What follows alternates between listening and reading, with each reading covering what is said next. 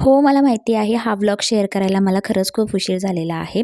हा जो व्लॉग आहे तो रविवारी शूट केलेला. पण झालं असं, की माझा मुलगा जो आहे ना, तो 2 दिवस खूप आजारी होता.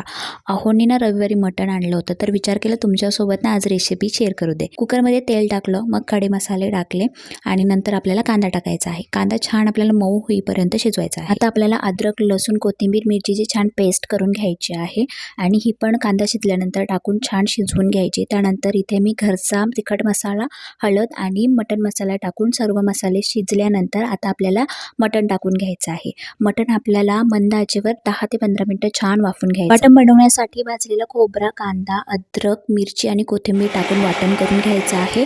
आणि तुम्ही बघू शकता भाजी जी आहे ती आपली छान वाफून इथे घेतलेली आहे. त्यानंतर याच्यामध्ये आपल्याला गरम पाणी टाकायचं आहे आणि मीडियम गॅसवर ना तुम्हाला 3 शिट्ट्या काढून घ्यायच्या आहेत. स्वयंपाक करताना मला लगेचच किचन साफ करायची सवय आहे, कारण मला जर किचन चिकट असलं ना की अजिबात आवडत नाही.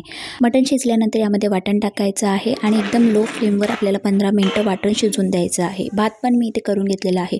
अगस्त्याचा जो अभ्यास होता ना तो राहिला होता, तर तो घेतला. तर अशा प्रकारे आपली मटणची भाजी आहे ती झालेली आहे. अहोंची अंघोळ झालेली, त्यांनी सलाड बनवलं, काकडे वगैरे कापून, कांदा कापून घेतला आणि मी प्रत्येकाला जेवायला दिलं. आणि अशा प्रकारे आपली ही मटण थाली रेडी झालेली आहे. आम्ही दोघं एकमेकांसाठी खूप वेळ काढतो, त्यामुळे कधी ना एकत्र जेवायला सुद्धा बसतो. जेवण वगैरे झाले आणि नंतर आम्ही शतपावली करायला बाहेर निघालो. तर असा होता आजचा दिवस. बाय.